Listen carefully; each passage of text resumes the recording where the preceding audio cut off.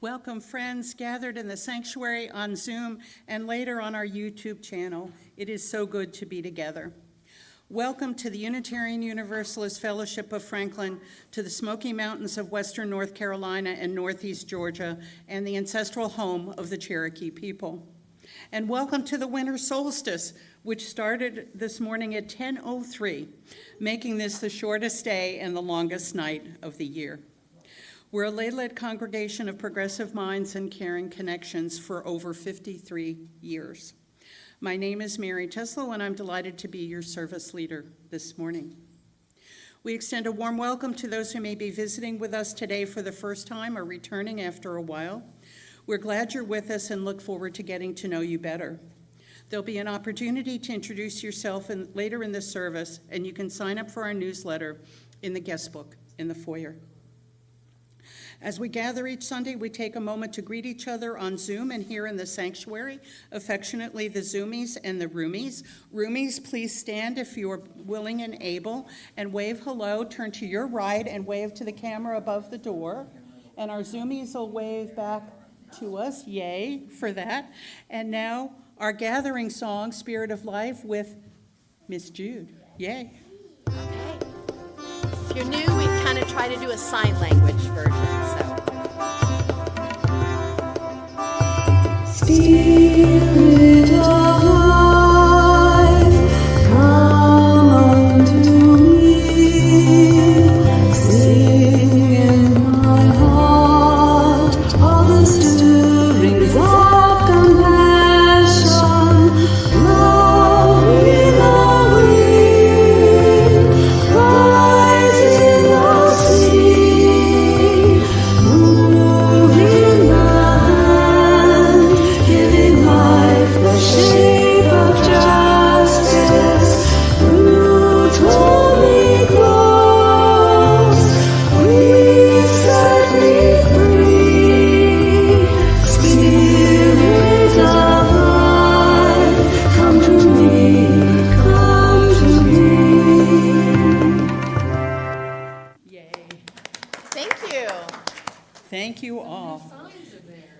This simple act of connection reminds that despite our distance, we are all part of this loving community.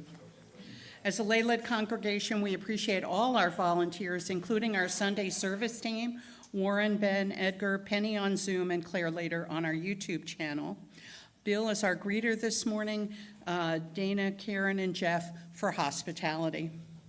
Our announcements now for the fellowship and the community. Zoom first, and any sanctuary folks, please line up by the piano. Any announcements? We're good on Zoom. So in the sanctuary, please. Hi, I'm Robbie, and we have ordered 2 batches of the Unitarian Universalist t-shirts, and I have 6 names for a 3rd batch. It says, I forgot what it says. Side with love. Side with love, thank you. Oh, and we have a model. Yay.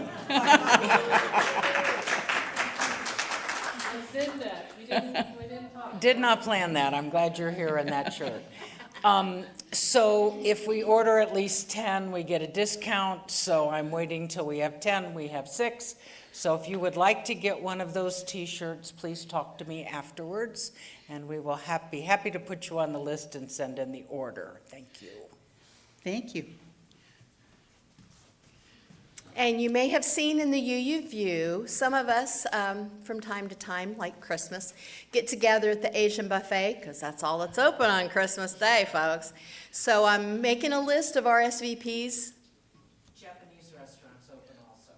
Okay, well, the Asian buffet has big seating and lots of choices, so that's where we're headed, but good to know. So if you'd like to join us at 1 o'clock on Christmas Day, go ahead and RSVP to me so that I can call them ahead of time and they can arrange seating. I think that's it. Thanks.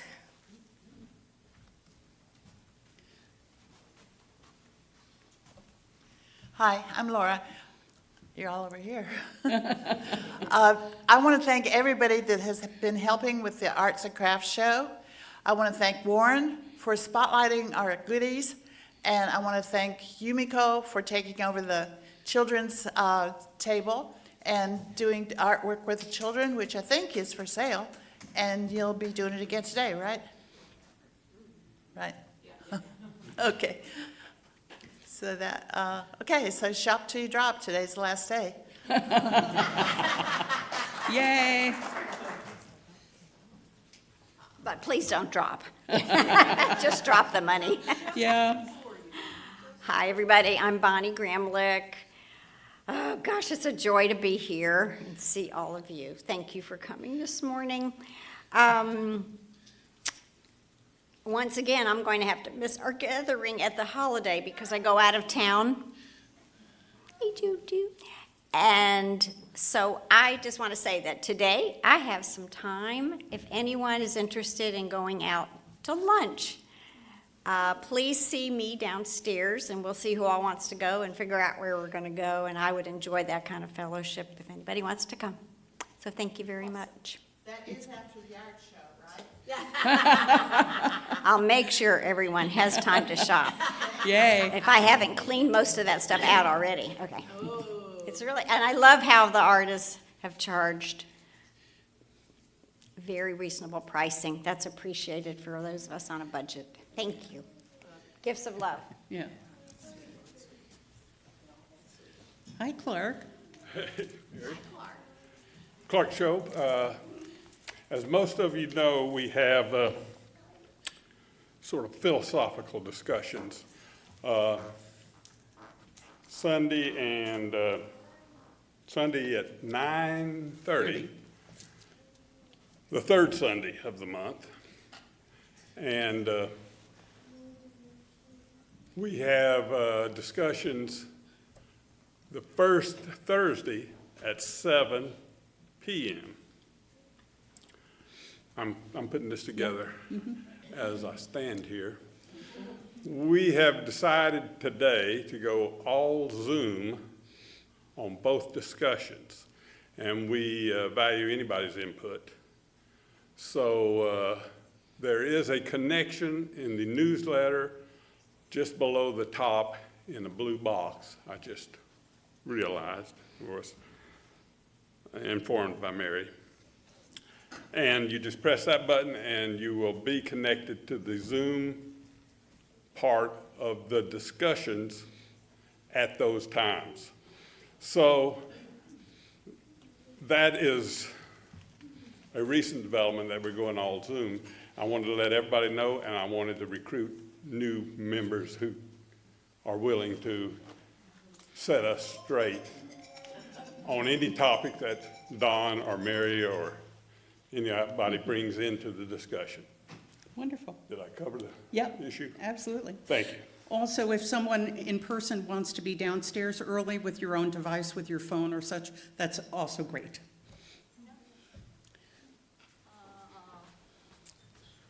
My name is Yumiko. As Laura said, I'm going to have a children table today, and then they're going to create a pretty art.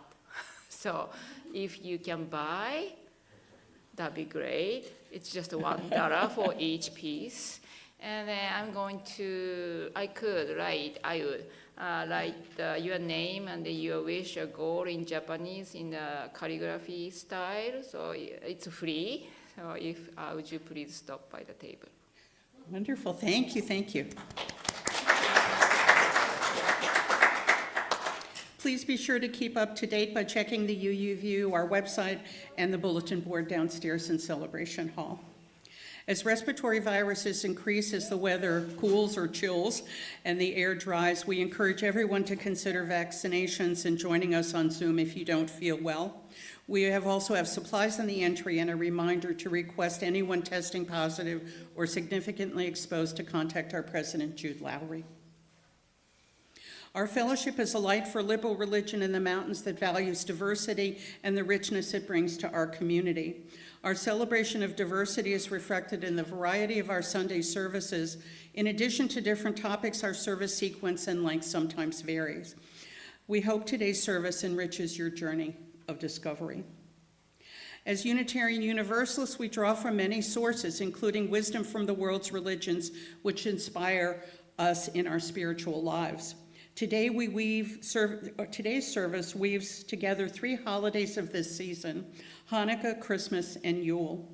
We begin with Robbie Greenberg and the lighting of the menorah, along with a reflection.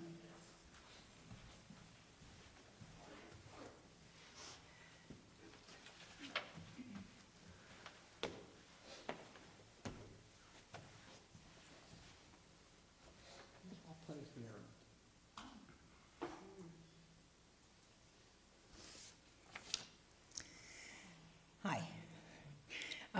David Roth, not to be confused with David Lee Roth, is one of my favorite folk singers. In his December newsletter, he said, and I quote, "In the midst of Hanukkah, the festival of lights, it's never been more important to hurl light at the dark, dark shadows. Senseless acts of insanity continue to plague our world. And as if some of the world leaders weren't unhinged enough, others, I'd hope, would be sensible and humane enough to reject this kind of leadership and behavior. They just fall in line and enable inhumanity to march on," end of quote. Hanukkah celebrates a miracle. When the temple in Jerusalem was destroyed in a war, the repair work could not begin without the everlasting light, the representative of God's presence. Each vial of oil lasted 1 day, and only 1 vial was left unbroken. It took 8 days to sanctify more oil. The Jewish people chose to light that vial, started the process of creating more oil, and began the repair work. When they returned the following morning, the oil was continuing to burn, and so they continued to work. That 1 vial lasted 8 days. In celebration of that miracle, each night, Jewish families around the world light the middle candle on the menorah. I'm going to hold this up. Light the middle candle on the menorah. It is called the shamus. And from that, they light each day an additional candle until all 8 candles are lit.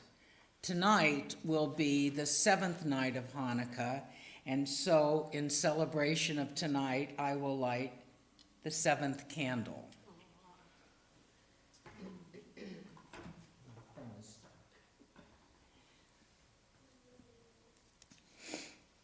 David Ross' new song is called Be the Shamus. He encourages us to be the light. We cannot solve the world's problems, but we can spread light in our actions. Compliment the sweater on the person in front of you in the checkout line. Donate a gift card or a bag of food to the hungry in Franklin. Volunteer on Christmas Day so a worker can be home with their family. Be the shamus, and happy Hanukkah.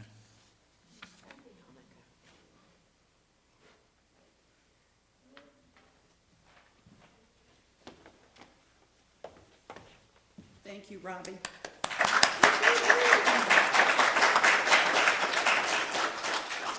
Invite our chalice lighter up. Judith?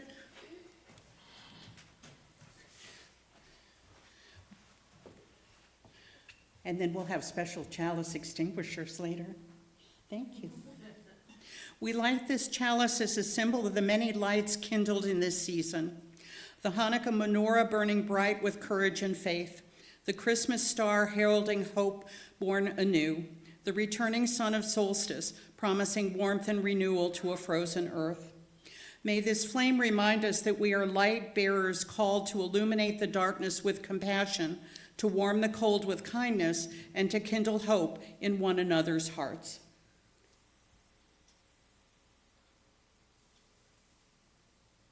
Go. There we go. Thank you so much. Appreciate it. Our opening words. For centuries, people have lifted their voices in song to celebrate this season. Whether these carols carried childhood memories, spiritual meaning, or simply the joy of music shared in community, they connect us to generations who have sung these same melodies through times of peace and struggle alike. And the bells, those bright, clear voices ringing out across wintry air, have long proclaimed celebration, called people together, and announced that something sacred is at hand. Our opening, Carol of the Bells, is based on a Ukrainian folk tune. It was composed and performed in 1919 during a time when there was intense political struggle and social upheaval in Ukraine to promote Ukrainian music in major cultural centers of the West. May we hold the Ukrainian people in our hearts as we listen to Carol of the Bells.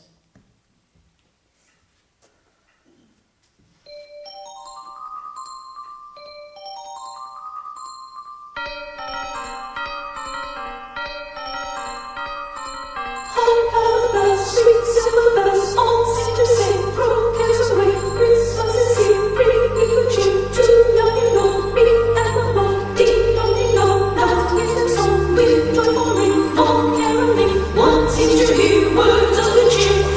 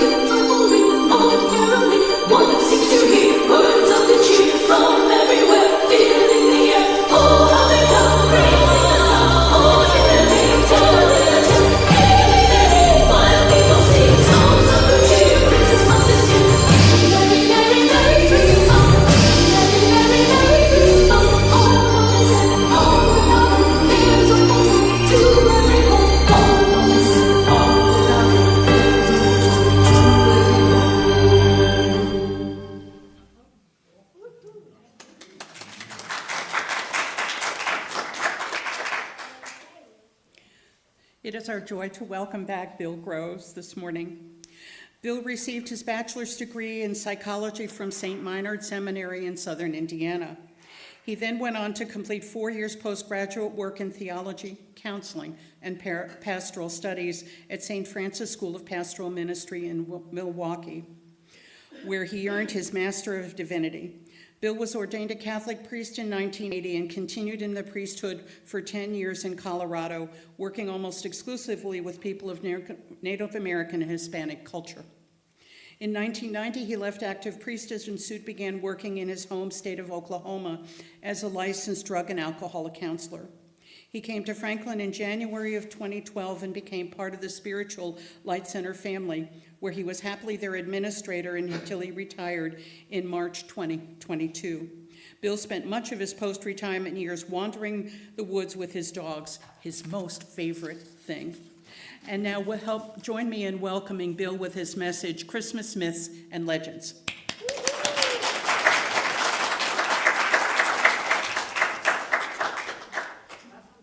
Thank you.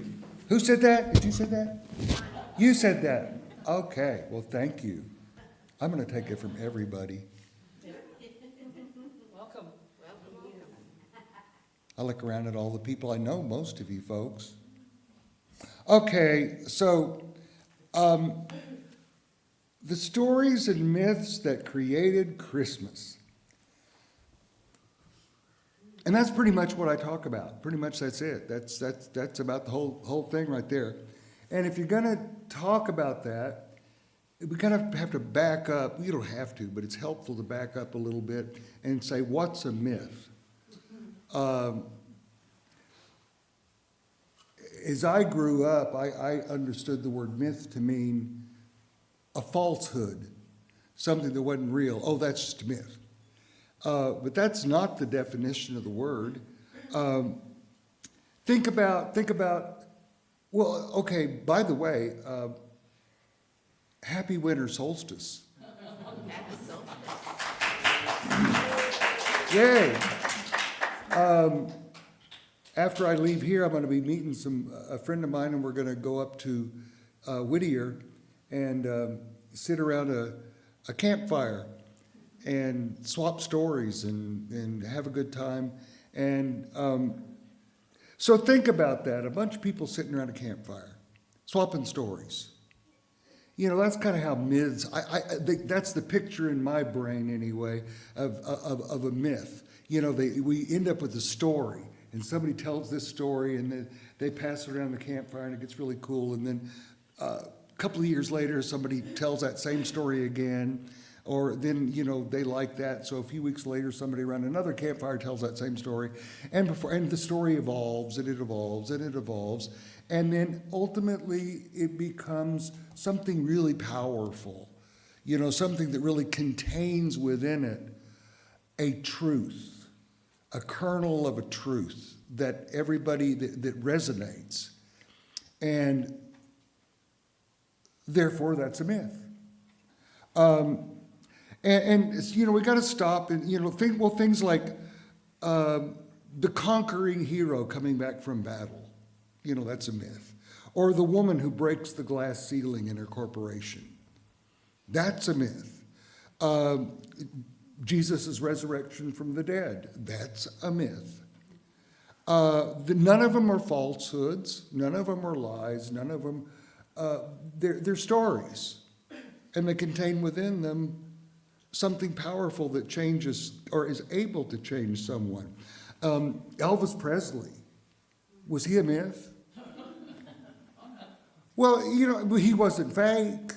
He existed, right? I mean, we assume he existed. But I mean, the man did create a myth. You know, the shaking hips, you know, the gyrations, all that. Trump, his brand. Whether you love him or hate him, and I won't go there, he was a myth, is a myth. Joan of Arc was a myth. 9/11 became a myth. The Crusaders. You know what else is a myth? You're a myth. You are. You are a myth. And you're evolving as a myth. Your story is evolving as you move forward in this life. And if you don't particularly like the myth that you have become, you can change it. We're all free to do that.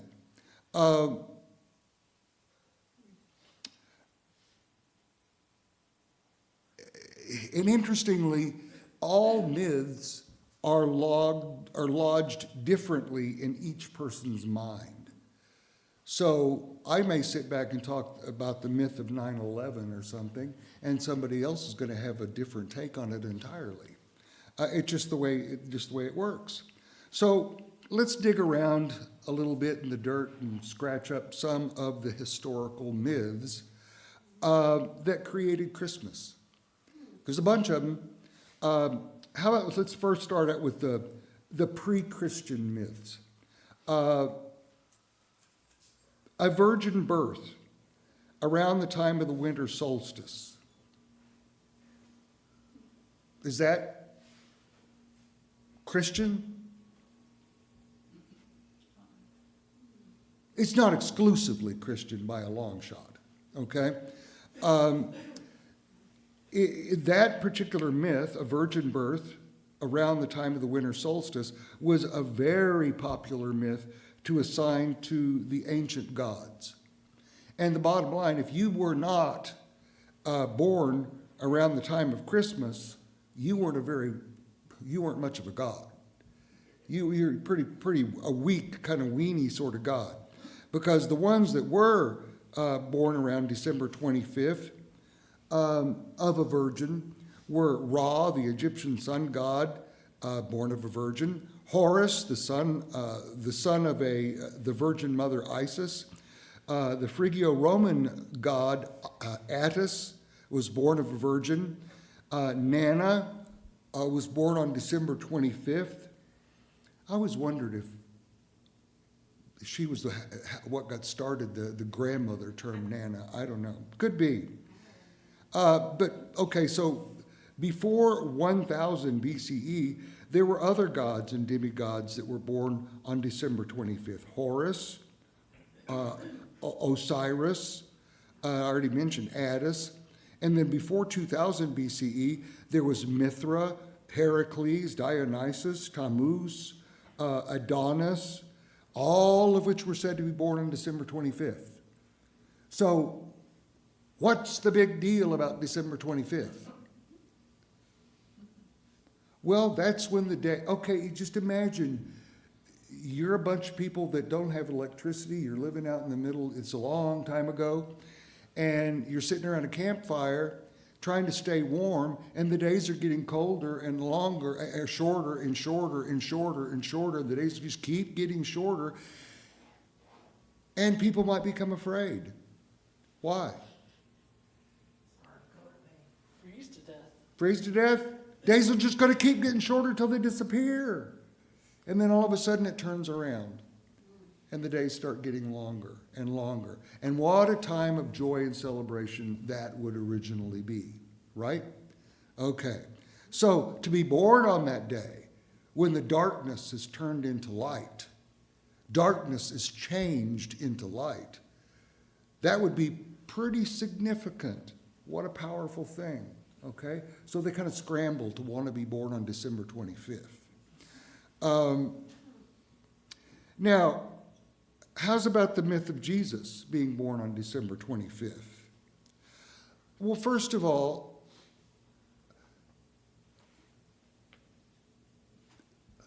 you got to go back into the mindset of ancient people, or none of this is going to make any sense at all.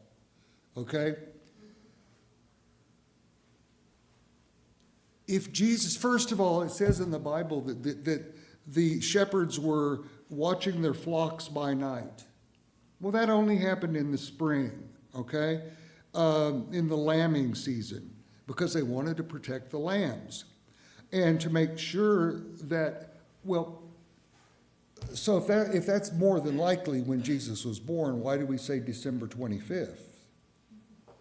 Well, then it also says in the Bible when it talks about the crucifixion, that they were warming their hands by the fire.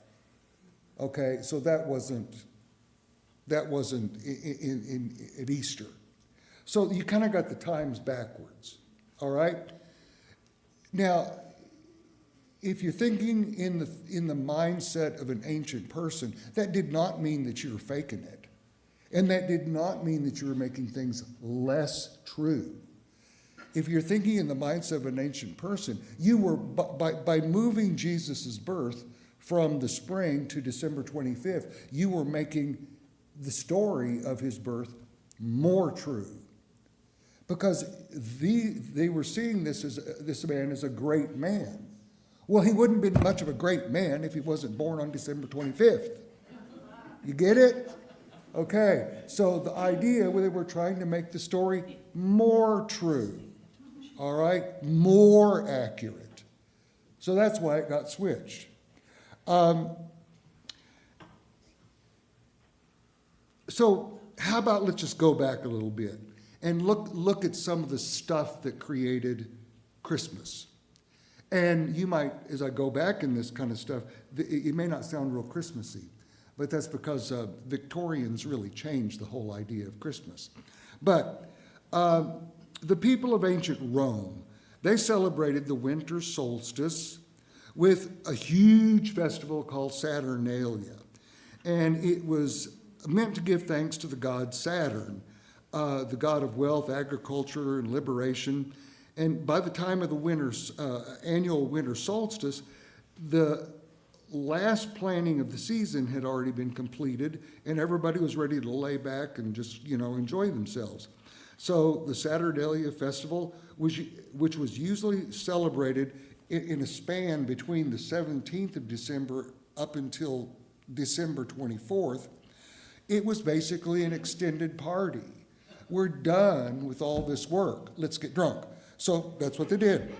So you got to picture it, Rome in the 3rd century of BC, and Romans of every social class mingled in what can only be described as really an ultimate costume party.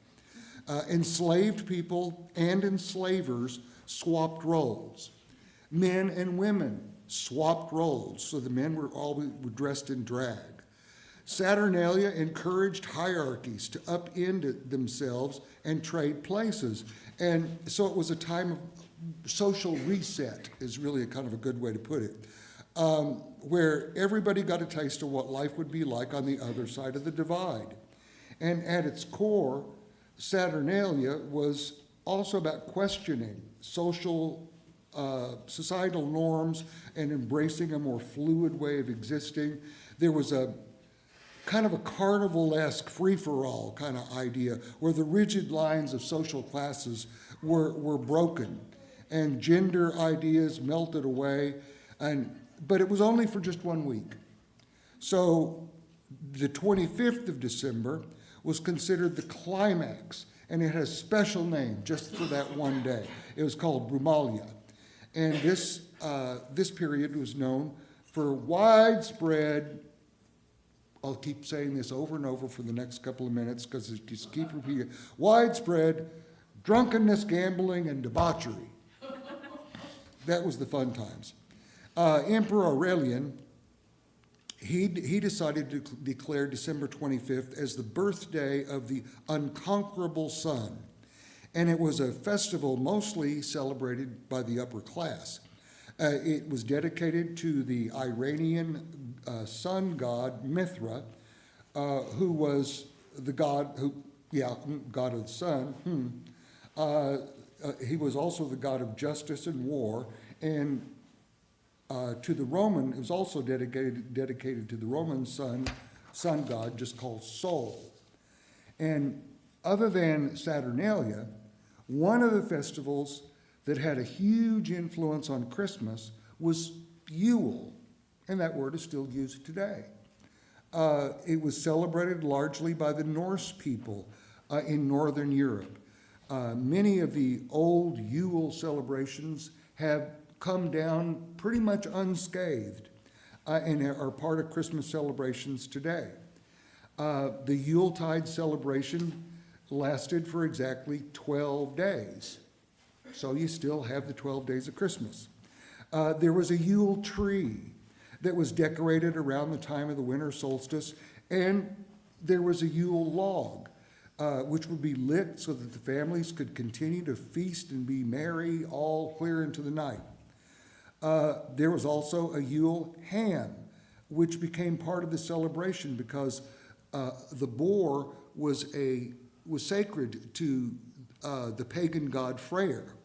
And so in order to honor the sacred god Freyr, they would always have lamb sitting by the Yuletide fire with the Yule tree beside them. Okay? We could get that picture real easy in our head because we do pretty much the same thing. Obviously, Christmas has appropriated a lot of the traditions that we celebrate today. And another important pagan holiday during the winter solstice, during the time of the winter solstice, was the birthday of the Greek god Dionysus. And this god was the god of wine and was celebrated with wild revelry, feasts, drunkenness, and debauchery. Yeah, all right. Otherwise, there's just no Christmas during this time. And his birthday, Dionysus, was, guess what? The 25th of December. Imagine that. The festival was called Bacchanalia, and it was one marked with wildness and excess and drunkenness and debauchery. In Finland, the sun goddess Brui, or I don't know how to pronounce her name, sorry, hoping to get struck by lightning or something. Biwi, I think is how it's pronounced, was celebrated during this time. And she was said to ride a sleigh made of reindeer bones, and she was pulled by a white reindeer. The Romans, they used to hang a small metal ornaments on their tree outside during Saturnalia. Wonder what that evolved into, right? Okay. And early Germanic tribes decorated their trees with fruit and candles in honor of the god Odin. The Anglo-Saxon tradition of going door to door and singing to your neighbor was called wassailing, and it came from the phrase wassail, which means to your good health.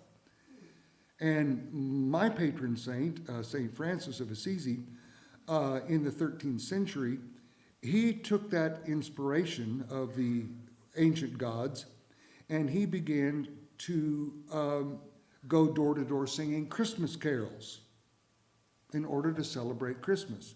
But of course, my understanding is that he got pelted by vegetables more often than not. But he kept it up until door to door Christmas caroling became a thing. Now, if we're going to talk all this stuff about Christmas, there's one thing we can't leave out, and that is we've got to give a little fond nod to Santa Claus. And this bearded man he was known to wear red, and he has roots in a mixture of a variety of ancient myths. One of them is England's Father Christmas, and who is the very personification of the holiday. And his story is mixed also in a variety of pagan deities and spirits. Then there's also, can't forget, Nicholas of Myra. Who is Nicholas of Myra? Saint Nick, old Saint Nick, yep. And old Saint Nick, if I can find it, there we go, better known as Saint Nicholas. He was an early Greek Christian bishop of Myra, which is in modern-day Turkey. And he was known for giving gifts to children. And he would collect them and wrap them and go around and give them to the children who needed them the most. And he was also known for buying women out of prostitution. Nicholas died in the 340s. We don't know exactly when. But I mean, St. Nicholas, he didn't exist, did he? Did he? Well, after years of excavation, the leaders of an archaeological expedition fairly recently at the Church of St. Nicholas in Dimre, Turkey, announced in 2024 that her team, the leader's team, the team's leader, found a sarcophagus that was very likely contained the body of old St. Nicholas. Yeah. She said that it was the very first sarcophagus that was unearthed beneath the church after a bunch of drilling work had begun in 2022. It had been covered up by gravel and sand for centuries because of a flood, and so it couldn't easily be seen. But because of that, it was extremely well preserved. Wow, Christmas is getting a little more real. It's pretty clear that institutional Christianity has done a lot of things, but we won't go there. It's tried very hard to sanitize the wildness of the vestiges of the origins of Christmas and the likes of Bacchanalia and Saturnalia, but it didn't succeed very well. Saturnalia's open displays of role and gender reversal and the permissive mingling of the classes, that's all vanished. But what remains is a more sanitized version of the ancient traditions: gift giving, feasting, moderate drinking, tree decorating, and a general sense of merriment. And that's the stuff that goes way, way, way back. The spirit is still there, but the grit and edge are a little bit dulled about now. I like the little image that I read somewhere. It says, it's kind of like when your favorite gay dive bar, where people would go and celebrate role reversal and get free of all their social demands, but all of a sudden that got turned into a high-end cocktail lounge. Well, it's not so much fun, really, but people could at least get drunk. And all this drunkenness and debauchery around the season caused Christmas to eventually get actually and literally historically banned in a number of Christian countries, which I found kind of interesting. Christmas was celebrated for 12 days because that's the way it was, in its ancestry. And that basically led to a 2-week bender by a lot of people. In the 17th century England, the Puritan government banned Christmas outright for 18 years. The Puritan government said that Christmas was wasteful, sinful, and went against Christian values. Just try to wrap that around your head a few times. It won't work. Sorry, it doesn't work. Christmas against Christian values. Okay. But, and as a matter of fact, it was Christmas Mass itself. If a priest said Christmas Mass, that priest became a punishable offense, and as was hanging holly, dancing, feasting, anything that might be Christmassy or festive. Anyone caught celebrating was fined 5 shillings. And they were still working really hard to scrub the wild away from Christmas and its pagan roots, and anything that might at all bring back the ghost of Saturnalia and Bacchanalia. Christmas didn't actually become a legal holiday until 1870. And by that time, the Victorians had pretty much steered away from the drunken debauchery and had turned it into something more proper. similar to what we have today. So myths can change, and they do. But it's kind of tough to talk about Christmas without getting Christmassy. So I'm going to switch gears here a little bit and get just a little bit Christmassy. There's one extremely radical difference between the celebrations of the various gods and our current myth of Jesus born in a manger.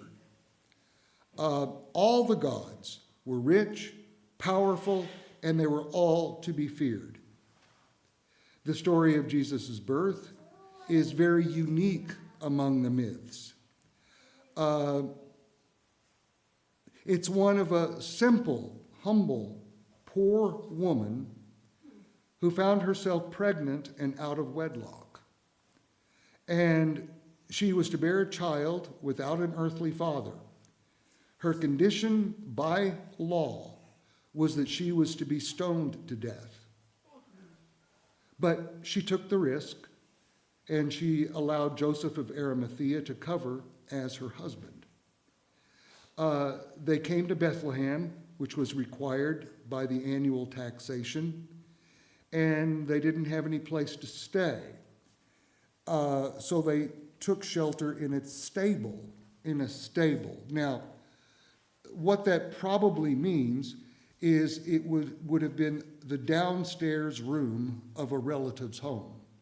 In other words, she came, the relatives knew she was coming, but she was pregnant, moving a lot slower, and so the other relatives got there sooner, and the prime places were up higher up, because the lower place by the ground was where the cattle were kept, under at the very bottom level of a historic home in that place and time. And the upper areas were away from the cattle and the smell, and it was cooler. So she coming in there later would have been in the stable down below.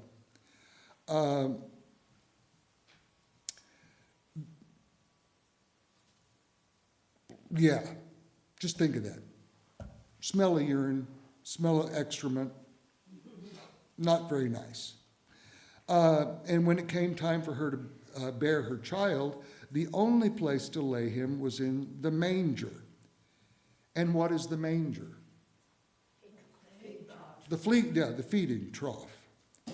If you even speak just a hair of French, you would know manger, which is French for to eat.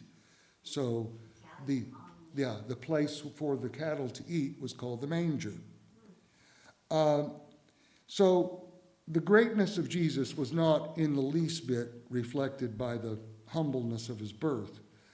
But it was hinted at by other myths surrounding his birth, such as wise men who would come and bear gifts, a star that would come and mark the birth. All that was to clarify the magnificence of this child who was born into abject poverty. And if you go on with the other stories after this, Jesus was the opposite of seeing himself as exalted.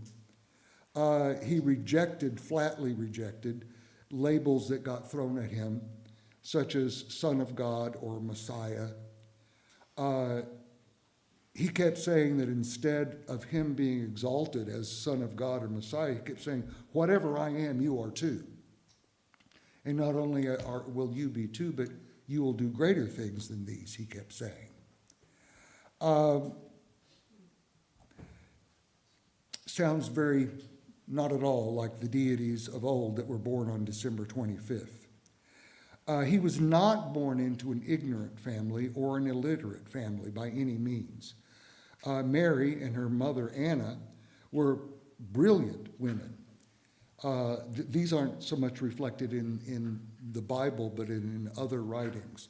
They were known as very quite intelligent, brilliant women, deeply spiritual.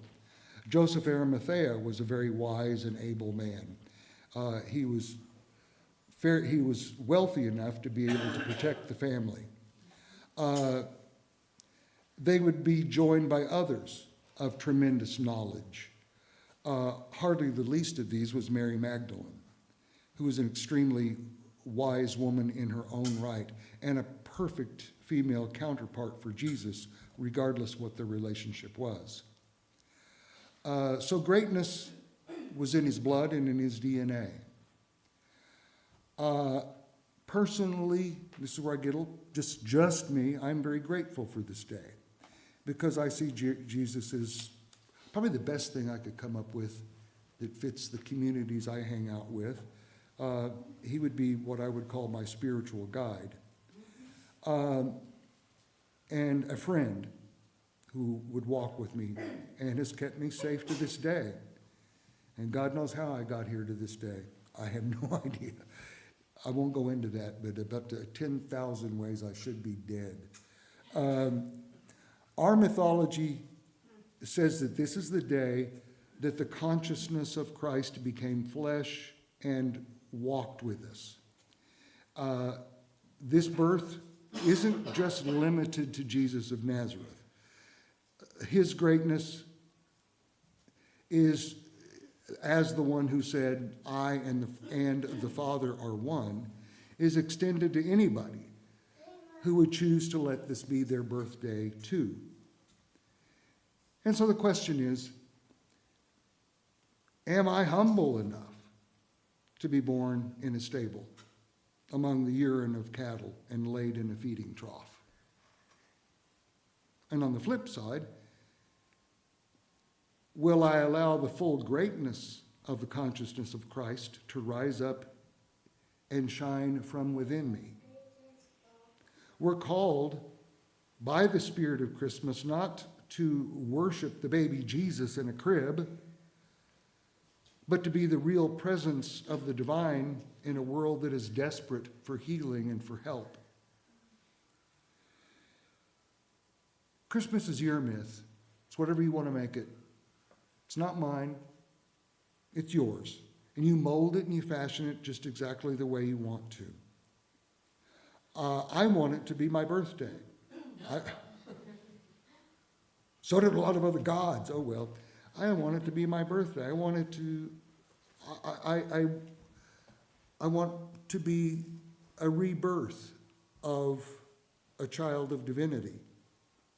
Nothing could be more amazing and literally awesome than for the myth of the consciousness of Christ to become flesh and to become real in those who hear this.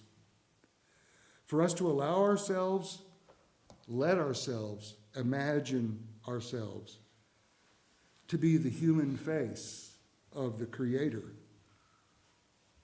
That's the myth I want to hold to. And then I would be able to say with all sincerity, Merry Christmas.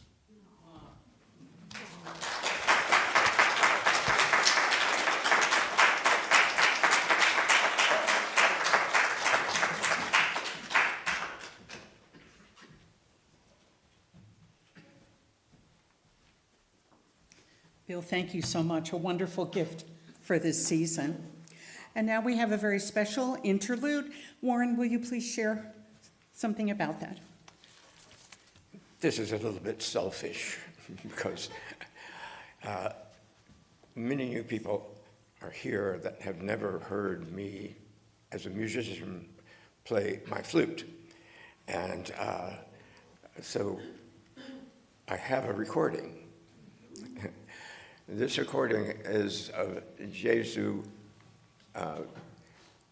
Bambino, which also incorporates the other Christmas carol, Venite Adoremus, from way back. And this is done with an orchestra. I, of course, never got to play with an orchestra, but I synthesized one. So I am playing the lead flute of this, and the orchestra is synthesized. I hope you enjoy it. Thanks for sharing that.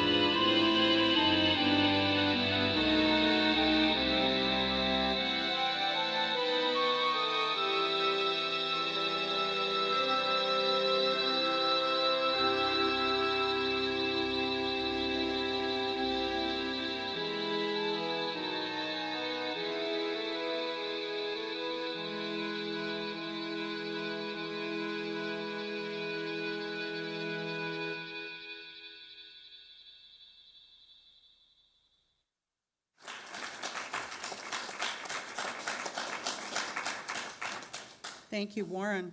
We're grateful for that music, and we're grateful for all the diverse gifts of time, talent, and treasure that are given by so many in love and in hope. And now if you join me in the dedication of our gifts, gifts given in love and hope, continuous cycle of love and hope. Thank you for your support. All financial gifts are appreciated. There's an offering plate at the sanctuary entry where there are also stamped addressed envelopes to mail. Donations are also welcome electronically, including a PayPal link on our website and in the UU View. There's also our celebration jar here and a basket for coffee donations downstairs in Celebration Hall. As we prepare for joys and concerns, know that they will be edited out before being posted online. It's a joy to welcome visitors this morning. If you'd like to introduce yourself, please raise your hand. I think on Zoom we know everyone. Yes, indeed, which is wonderful. And if there's anyone in the sanctuary who would like to introduce themselves, looks like we're all good. Wonderful. Okay. A pebble cast into a pond causes ripples that spread in all directions. We now invite you to share the joys and concerns you carry in your hearts.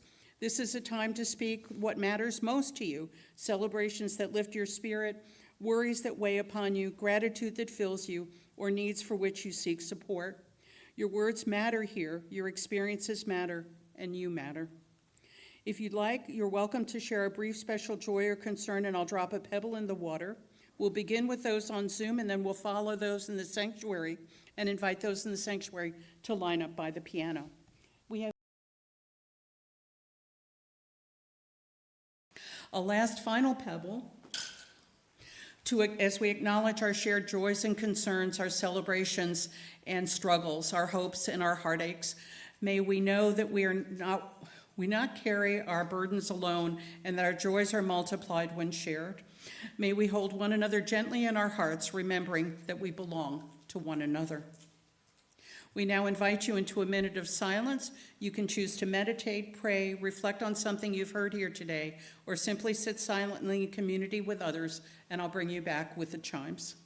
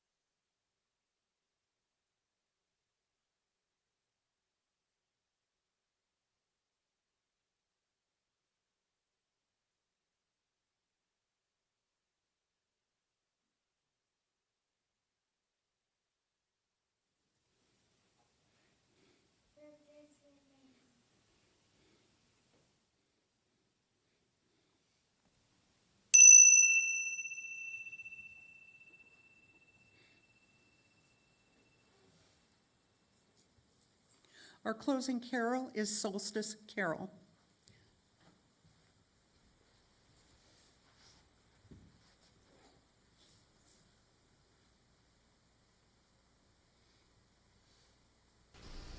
A fire is burning, the long night draws near. All who need comfort are welcome by here. We'll dance 'neath the stars and toast the past year, for the spirit of solstice is still living here.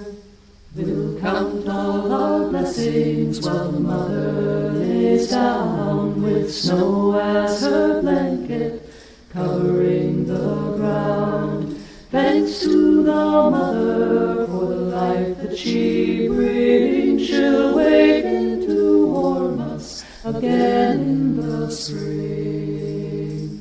The poor and the hungry, the sick and the lost, these are our children, no matter the cost. Come by the fire, the harvest to share, for the spirit of solstice is still living here.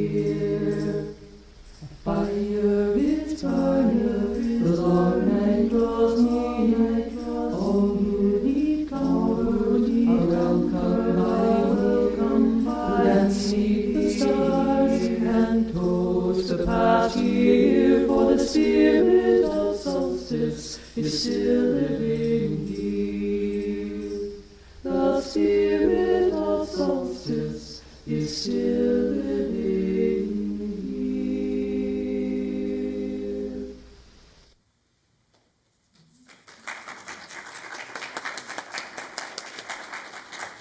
And now, in that wonderful spirit of solstice, we welcome our dear, dear Lara Jackson, who also blessed us with this beautiful poinsettia with her story, "'Twas the Night Before Yuletide."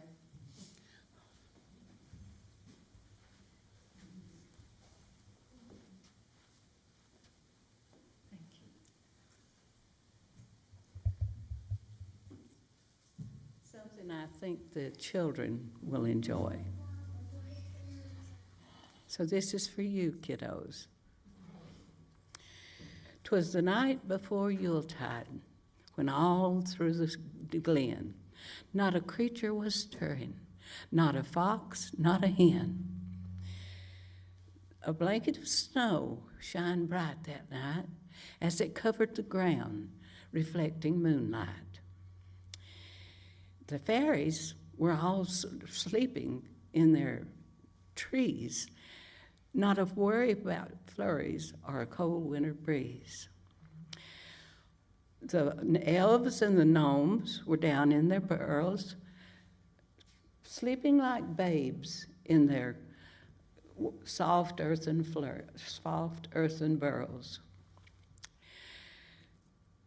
When lo, the earth moved with a thunderous quake, with causing chairs to turn over and dishes to break. The wee folk all scrambled to get on their feet, and they rushed to the river where they usually meet. What happened? They questioned, they probed. They questioned, they probed. What caused the earth to shiver? What caused the earth to shake? What caused her to shiver? They all talked at once as they stood by the river. When lo, what suddenly appeared but a bright shining light shaped like a sphere. It sparkled, it twinkled, it winked like an eye, and then it flew straight up and was lost in the sky.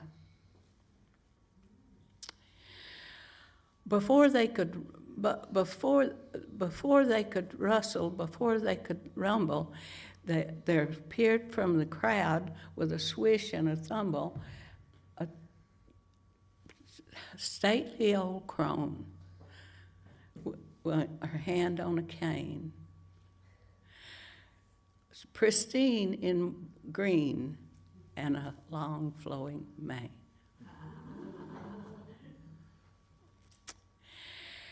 As the old crone passed them by, the wee folks, her perfume made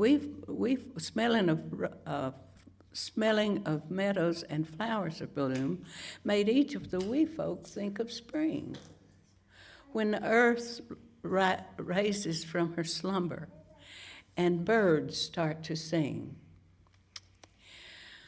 My name is Gaia, the old crone proclaimed, in a voice that was wild and yet somehow tamed.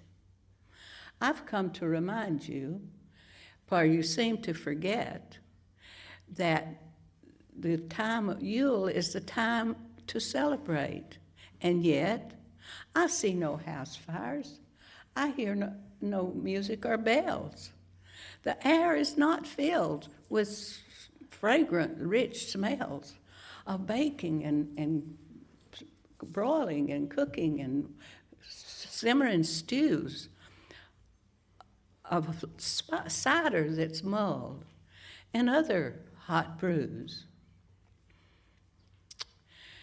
There are no children at play in the snow, no houses lit with the candles' glow.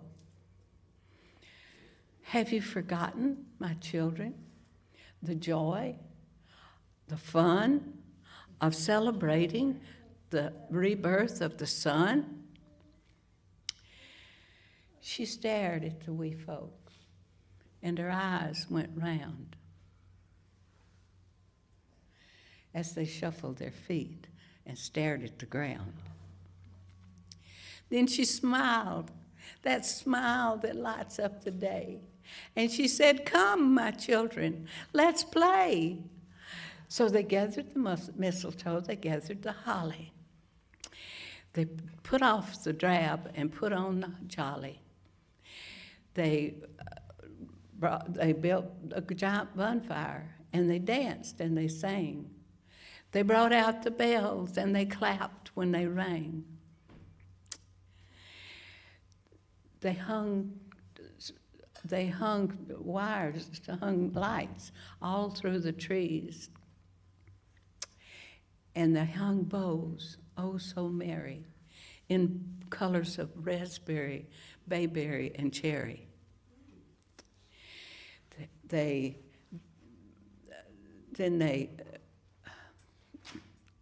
Blueberries and cherries. They built giant snowmen, and they surrounded them with snowbirds and snow hats, and with hats and snow cats and snow bats. There's even bats. And then, just before dawn, and the end of their fest, we folk all gathered round their favorite oak tree, and they worshiped the sun neath the tree's finery. They were just, before they head home, they did this before they head home to gather their rest. They were just reaching home when suddenly it came, that golden light, like an arrow shot flame.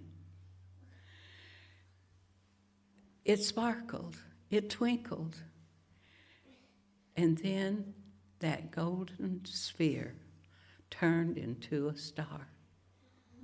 It was a lovely, lovely sight. And now, my children, before we part, I have a message for you that's straight from my heart. May you have healing of body and soul. May you feel loved if you're young or you're old. May you have time to help those friends you love, and time to just sit and hear the cooing of the dove. May every day you share laughter and be filled with joy now and ever after. So wherever you go, wherever you are, keep your eyes open and your heart, and maybe you'll get a look at that golden star.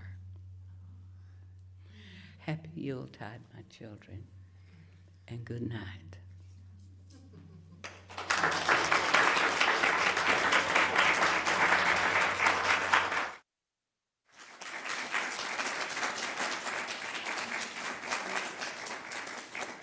Lara, thank you for that beautiful gift. And now I'd like to invite August and Jubilee to help with extinguishing the chalice. Yay, yay, yay. Wonderful. All right, and you have to wait just a moment. 'Twas the night before Yuletide, the longest of nights, when Mother Earth rested beneath starlight. The flame now grows quiet, its work nearly done, as the wheel slowly turns and returns us the sun. Though we darken this chalice, we can do it now. Wonderful. The light does not cease. It sleeps in the soil, it dreams of release. In roots deep and ancient, in hearts warm and wise, Mother Earth gently whispers, the light will arise. Go softly from here through the wintertime air, carry hope, tend the dark, and be light everywhere. Thank you, thank you, thank you. Thank you, thank you. Thank you for joining us today. We know you have many options on how to spend your Sunday morning, and we're deeply grateful that you're in community with us. Following the service, those on Zoom are invited to continue the conversation. Those in the sanctuary are invited to social time downstairs in Celebration Hall. Visitors, some of our more extroverted members and friends will use red cups so you can easily find folks that love to chat. Next week, we look forward to the new year with a video sermon by Reverend Ruth McKenzie titled Stepping into Risk, Landing in Trust. Please rise in body or spirit. Those in the sanctuary may choose to hold hands for our covenant. Let's see what glorious shape we can make today. Maybe a star, who knows? Do you want to go? Here we go. Yay.